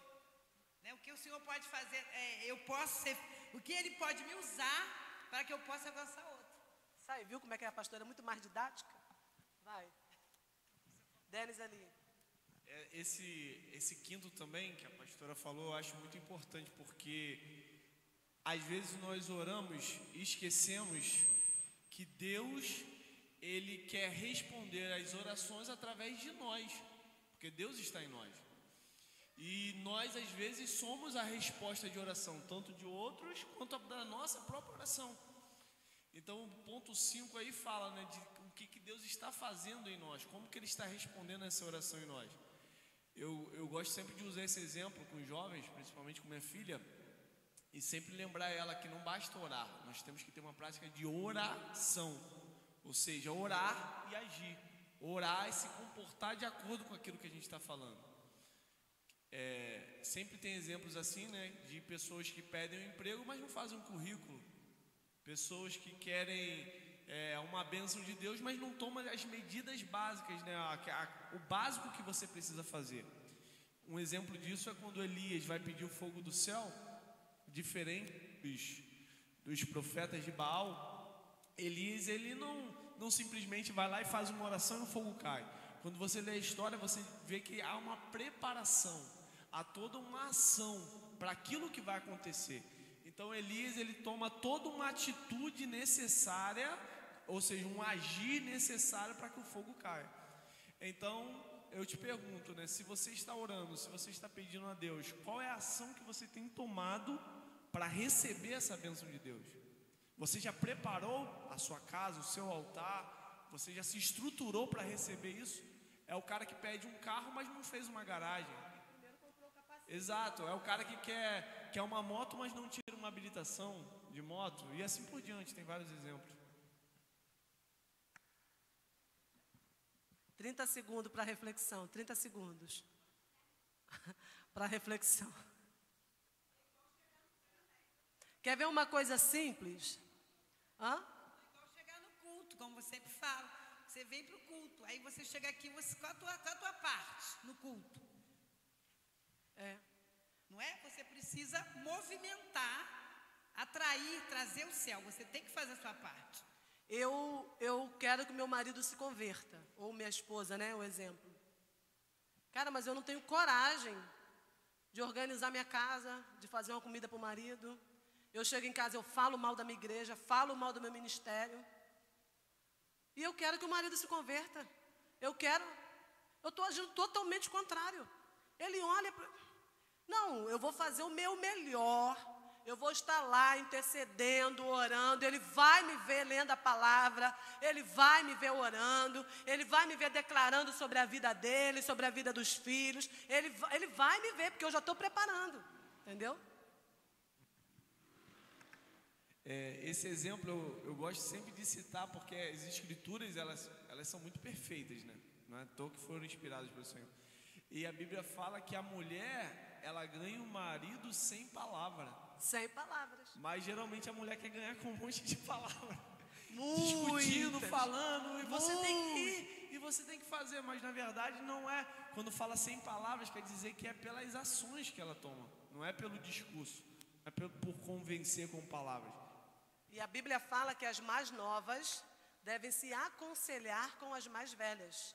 Mas as mais novas de hoje estão achando as mais velhas ultrapassadas, cafonas, entendeu? Tapete de marido. As mais novas hoje estão olhando para as mais velhas. Ih, para ser capaz igual fulano, prefiro não ser. Mas a Bíblia manda buscar orientação com as mais velhas. Aconselhar uma mais nova. Aí eu falei, por que a Bíblia diz que a mulher sábia edifica a casa? Ah, eu não quero ser essa mulher sábia, não. Falou assim, aí eu nunca mais, Mas eu, quando eu era boba, quando eu era casada, eu corria para quem? Genilda. Dona Entendeu? Geni. Pois é. Então vamos lá, a lei da fé. A lei da fé é crer e falar. Qual é a lei da fé? Qual é a lei da fé? Crer e falar. Falar aquilo que crê, né? Então vamos lá. Não há fé sem confissão. Crer apenas não adianta. A confissão libera a fé. Não há fé sem confissão. Crer apenas não adianta. Você crê? Creio. Então começa a liberar a sua confissão de fé. A fé do tipo de Deus fala. A fé faz o que, gente? A fé fala. A fé fala. A fé tem uma voz. É isso aí. Aquilo que confessamos alimenta o nosso espírito. Diga uau. Aquilo que confessamos alimenta o nosso espírito. Está aí na página 35. Quanto mais falamos a palavra, mais ouvimos. E assim nos alimentamos e aumentamos a nossa fé. Confessar a palavra nos faz prosperar. Confessar a palavra nos faz prosperar. Josué 1:8. Não cesse de falar. Cesse é cessar de parar, né? Cesse o seu Joisé não, tá?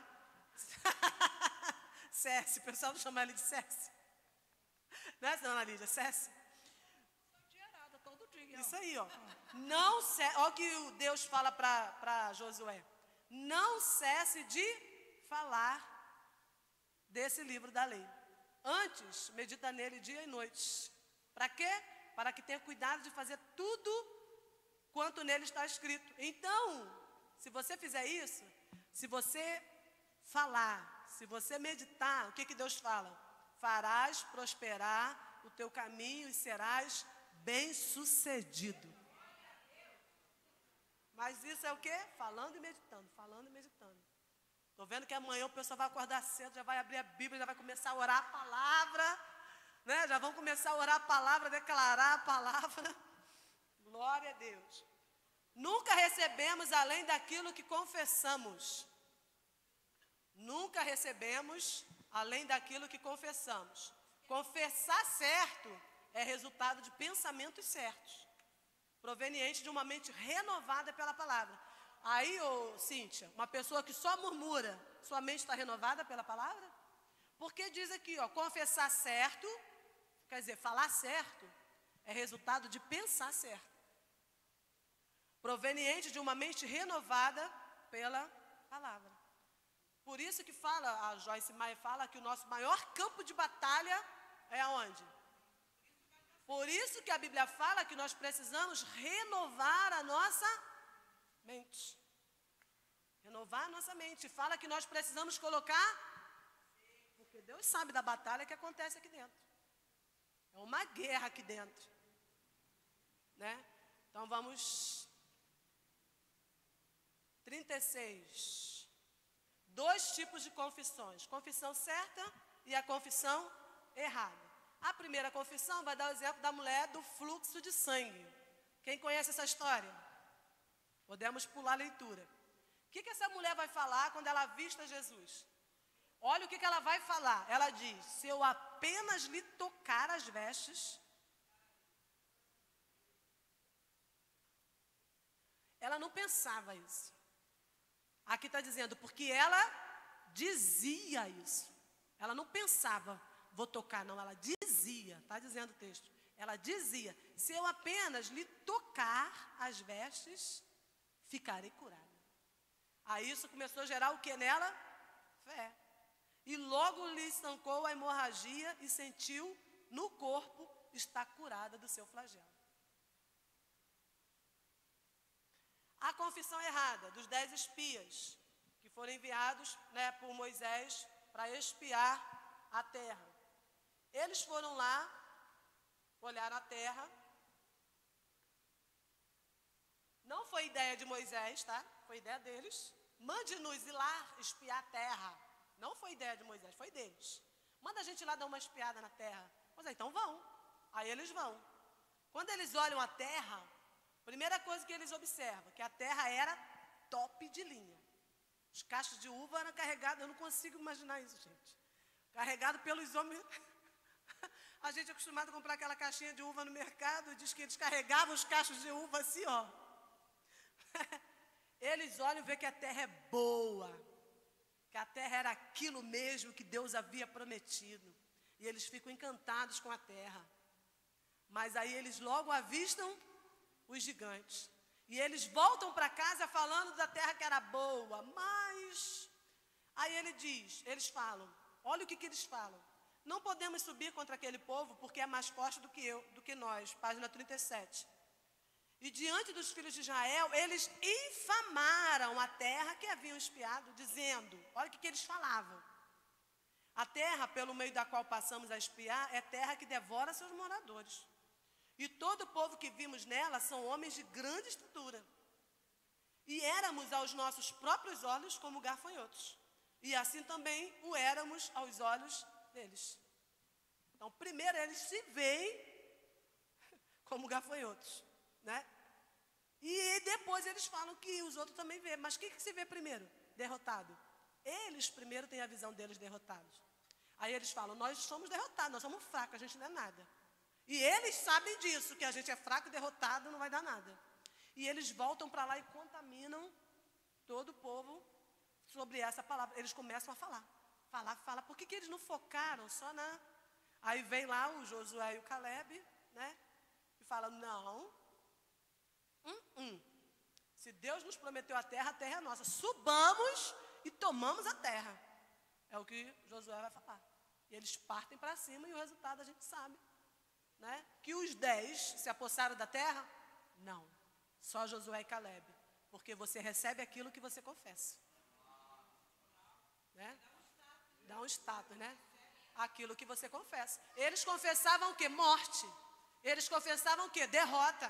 Eles confessavam o quê? Seremos mortos por eles. E o que aconteceu com eles? Fracasso, a morte. Antes de começar a pensar no evento das mulheres, quando fomos abrir o link de inscrição, para quantas mulheres você quer? Para 100. Partiu para cima, o que Denis colocou. Né? Foi o que o evangelista Denis colocou. Focou nos 100 e trabalhou para que os 100 acontecessem. Entendeu? Então já foi assim, para 100. E aí o que foi? Começamos a trabalhar para 100. E aconteceu que ultrapassou de 100. Mas eu estou falando no falar, na palavra. Quantas mulheres eu quero? 50, 30, não, 100. Isso aí. Apenas Josué e Caleb, dentre todos os israelitas, falaram em linha com a promessa. É isso. Eles falaram alinhados com a promessa. Eles disseram que se Deus prometeu, então é nosso. É falar alinhado com a promessa. 100 pessoas, né? Teve 3 jovens no país de Gales, um especificamente, né? Evan Roberts. Eles oraram por 100 mil almas. Deus, em menos de um ano, deu 100 mil almas para eles. Não vou entrar.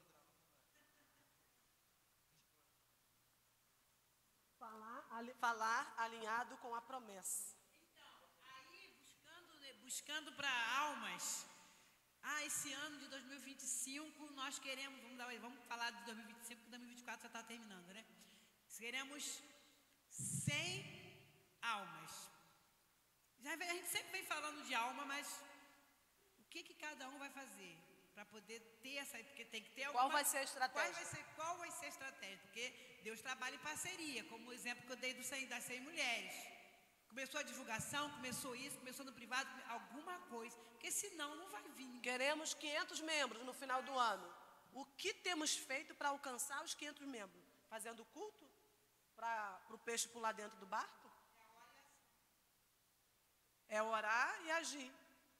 Né? A gente faz a nossa parte e Deus entra com a resposta. Não é assim? Ele sempre joga para nós o primeiro passo. Ele fala, chegai-vos e eu me achegarei. Busca e me acha. Clama que eu respondo. Porque Deus não vai invadir. Né? A confissão errada é uma confissão de derrota, fracasso e da supremacia de Satanás. Olha só. É o que você estava falando aí, Cíntia, da irmã? Murmurava, reclamava. A confissão errada é uma confissão de derrota, fracasso e supremacia de Satanás. Você está dizendo, não, você é que pode. Satanás é que pode. Satanás é que tem poder.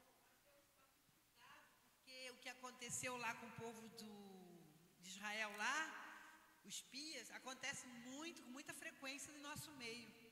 E tem sempre aquele que fala que vai dar certo nada, que nada, é muito difícil isso. Né? Então, a quem temos dado ouvido? Porque isso daí é frequente. Os negativistas estão sempre vão. Em todo, não é só na igreja não, gente. Na vida é assim. A vida é assim. Você precisa selecionar o que você vai ouvir, o que vai entrar no seu coração. Né? Muita gente falando besteira o tempo todo. E você vai fechar os seus ouvidos para isso e focar na sua promessa. Esquece o resto, né?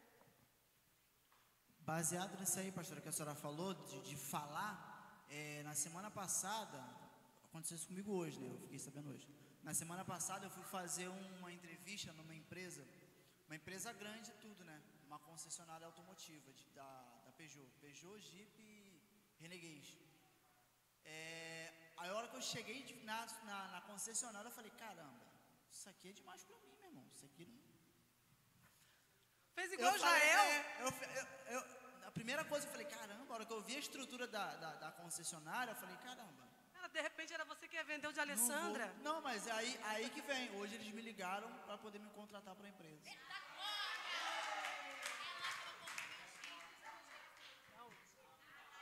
Então, meu filho, para de falar errado, tá? Que o Senhor foi na misericórdia. Foi na misericórdia dele, Ele te abençoou. Então, vamos lá. Falar a respeito de como o diabo está impedindo você de ser bem-sucedido mantendo você na escravidão ou lhe deixando doente, é uma confissão de derrota e glorifica o diabo. Vou repetir aí, gente. Estou no finalzinho da página 37. Falar a respeito de como o diabo está impedindo você de ser bem-sucedido, mantendo você na escravidão ou lhe deixando doente, é uma confissão de derrota e glorifica o diabo. Glorifica o diabo. Quando você assume, né, louva o diabo. Fé tem ações correspondentes. Fé requer ação. Tornai-vos praticantes, não apenas ouvintes da palavra, enganando-vos a vós mesmos. Simples e curto, Tiago, né? Tornai-vos, pois, praticantes, não apenas ouvintes da palavra. Porque se você é só ouvinte, o que você está fazendo? Está enganando a liderança? Está enganando o pastor? Está enganando a si mesmo, que o Tiago fala. Eu estava falando aqui com o Jefferson que ele falou, né, da síndrome do gafanhoto, né, essa visão deles, e você vê que eles vieram como pregadores do gafanhoto, né? A visão deles, eles saíram espalhando para o povo. E hoje ainda tem isso, tem os pregadores do gafanhoto, que pregam um evangelho só de derrota, de fraqueza, que você não consegue. E tem gente que está acreditando nesses 10 ao invés de acreditar nos 2. Meu filho, nesse mundo a Bíblia já fala, nesse mundo teremos aflição. O versículo acaba aí? Mas tem de bom ânimo. Eu venci.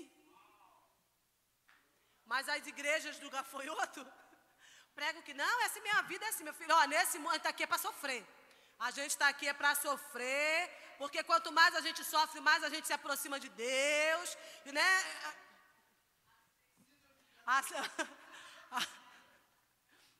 Entendeu? Tá certo isso? Não, não está certo, gente. Não foi para isso. O reino não vai acontecer quando a gente for para o céu. O reino já está aqui. Eu já estou reinando com Ele. A palavra diz que eu estou assentado com Ele reinando. Então eu já estou reinando esse negócio de que é só aflição, é só problema, é só moenda, é só vento, é só... Isso não é o evangelho, não é não.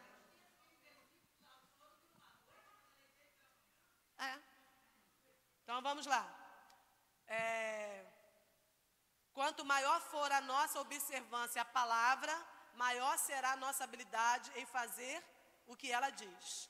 Quanto mais eu leio, quanto mais eu observo a palavra, mais capacidade eu tenho de fazer o que ela me manda fazer. Fé sem obras é morta. Portanto, não existe fé se não houver uma ação correspondente a ela. Você crê? Sim. Até os demônios creem. Mas não obedecem. Então, crer não está te levando para lugar nenhum. Crer está te levando para algum lugar? Que diz que até o diabo crê, mas não obedece. O que é que vai trazer uma mudança para a sua vida? A obediência naquilo que você crê. Né? A confissão de fé não produz resultado algum sem ações correspondentes. É o que Denis colocou ali. Não adianta dizer que tem fé, você orar, mas não ter ação nenhuma que corresponde àquilo que você... Apenas confessar não produz resultados. Dizer que está curado e continuar na cama não é crer que você está curado. Não sou eu, é a apostila. Não sou o que eu falo aí, na Deise é pesada de língua, não sou. Está aqui, ó. Dizer que está curado e continuar na cama não é crer que você está curado. Está curado? Fica lá na esperança na sua cama. Levanta. Sacode a poeira e dá a volta por cima, né? O ditado do mundo aí. Jesus viu a fé do paralítico e de seus 4 amigos. Né? Isso não vou ler para a gente não perder tempo. Aquele que ouve a palavra e por que aqui dos amigos? Porque os amigos creram e ficaram esperando? Não, eles pegaram o paralítico, abriram o teto, subiram com aquele homem, desceram com aquele homem e o milagre aconteceu. Eles tinham fé, mas a fé deles levou eles a agirem em direção àquilo que eles criam. Eles criaram a oportunidade do milagre, né? É aquele que ouve a palavra e a pratica, ou seja, fé, mas ação correspondente é prudente. Isso está em Mateus 7, 24. Todo aquele, pois, que ouve essas palavras e as pratica. Não é só quem ouve, é quem ouve e pratica. É um homem prudente. Sobre esse mesmo ponto é interessante ler também 2 Reis 5, que vai falar sobre a história de Naamã. Eu anotei aqui. 1 Reis 5, Naamã. Qual foi a história de Naamã? Tu está leproso, o profeta te mandou ir se banhar no rio. Se ele não se banhasse, ia acontecer alguma coisa? Ele teve que agir para o milagre acontecer. Ele recebeu uma palavra liberada e ele começou a agir, né? João 9, também falando sobre ação, cego de nascença, que Jesus cospe no chão, faz o lodo, passa no olho dele e fala, agora vai no tanque de Siloé e se lava. Ele foi. Se ele ficasse ali, poxa Jesus, pô, tu já está aqui, cara, faz o milagre. Já cuspiu, já passou o lodo, ainda vou ter que ir lá no tanque, caramba, vou ter que ir lá no tanque me lavar. Mas ele foi. E ele voltou a enxergar.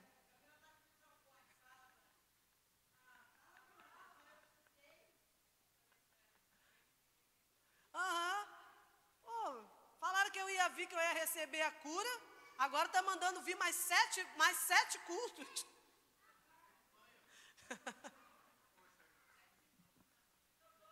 Não, primeiro falaram para eu vir, Jefferson, porque Deus ia restaurar o meu casamento. Aí eu vim. Agora estão dizendo que eu tenho que ser uma esposa exemplar. Aí eu tenho que cuidar dele, lavar roupa, passar, cozinhar, arrumar, cuidar dele. Não era isso que eu queria, eu só queria que meu casamento fosse restaurado. Vocês estão entendendo, gente? Eu estou falando de coisas simples assim de casamento, porque todo mundo entende a linguagem, né? Você quer, tu quer passar para a faculdade, Dudu? Quero. Está estudando, pô?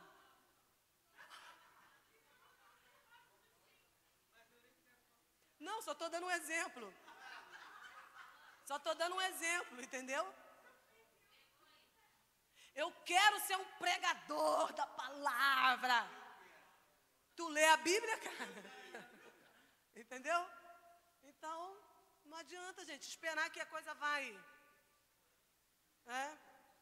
Fé é consumada pelas obras. Somos justificados pela fé manifesta nas obras. Tiago vai falar de fé viva e fé morta. Ele vai dizer, mostra a sua fé sem as obras. Mostra, que eu quero ver. Tiago, mostra a tua fé sem a obra, mas eu te mostro a minha fé pelas minhas obras. É isso que Tiago fala, né? Se não é divertido, não é fé. Achei isso aqui muito engraçado. Quando eu li, eu falei, ué, se não é divertido, não é fé. Quem não leu a apostila também agora está com esse ponto de interrogação, né? Se não é divertido, não é fé. Quando estamos crendo em Deus, estamos certos de que já recebemos o que desejamos. Por isso, a alegria deve ser o resultado natural daquele que crê. É preciso se alegrar e louvar o Senhor antes de ver a manifestação. Eu já estou celebrando, entendeu? Já estou cantando, já estou cultuando, já estou agradecendo. É igual o que eu falei do pastor lá, Yong Shu. Ele já contava para os outros que ele tinha, mas ele ainda não tinha, mas ele já contava. Então você já está aqui cultuando ao Senhor pelo que vai acontecer. Já aconteceu? Não. Você está vendo acontecer alguma coisa? Não estou vendo acontecer nada, mas eu estou aqui celebrando, cultuando, me alegrando, né? Rindo igual a criança.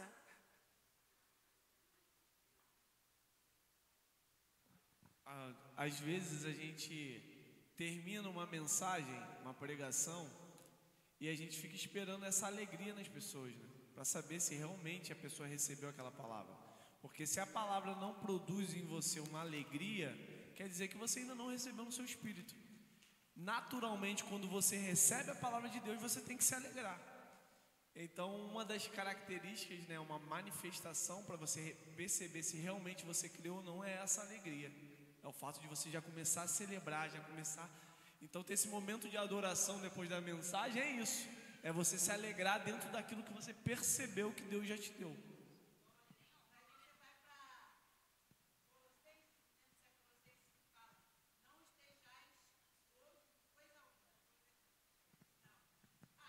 Foi Paulo que falou.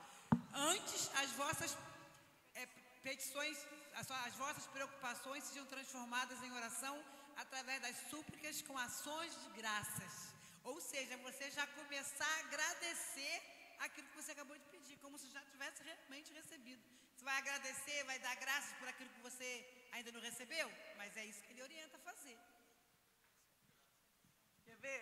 Você canta isso direto aqui, ó. Abacuque 3,17.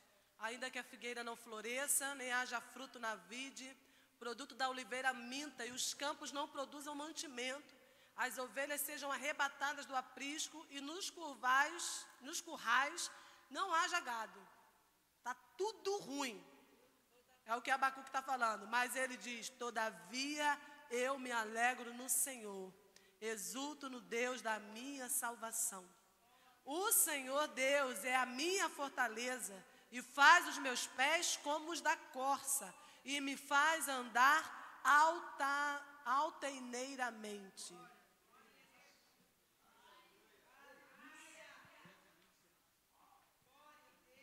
Aí dá para entender um crente murmurador, reclamador. Cara, tem crente que eu vou te falar. Melhor que não seja crente, porque está fazendo campanha contra. Quem já viu crente que faz campanha contra? Muito crente fazendo campanha contra. Falando de um Deus que a gente não conhece. Igual uma vez, eu já contei isso aqui no conselho de classe, só para encerrar. Eu ouvi uma crente falando assim: não, porque depois que a gente aceita Jesus, as coisas ficam ruins mesmo, o inimigo ataca a nossa casa, ataca a nossa família. Cara, no conselho de classe, umas 20 mulheres assim, ó. Porque ela estava depressiva, ela tem problema de depressão, e ela estava chorando, a pastora já até identifica. Chorando, aí ela falando: porque é assim mesmo, quando a gente quer ser fiel, quanto mais a gente ora, quanto mais a gente jejua, mais o inimigo nos ataca. Eu falei: meu Deus, melhor não ser crente do que ficar fazendo campanha contra o evangelho. Quem vai querer Jesus? Jefferson, fala para mim. Se ela está falando que você recebe Jesus e o inimigo começa a te atacar, aí a sua casa vira uma bagunça. Eu falei: meu Deus. Mas tem muitos assim, tá? Mas graças a Deus que Deus tem levantado esses seminaristas, né? Com a fé de Deus, para revolucionar essa história aí. Glória a Deus. Então é isso. Quando estamos crendo, para fechar, quando estamos crendo em Deus, estamos certos de que já recebemos o que desejamos, por isso a alegria deve ser o resultado natural daquele que crê. Eu já li isso, né? É preciso se alegrar e louvar o Senhor. Amém? É isso, próxima aula, o evangelista Denis fecha. Hã? Porque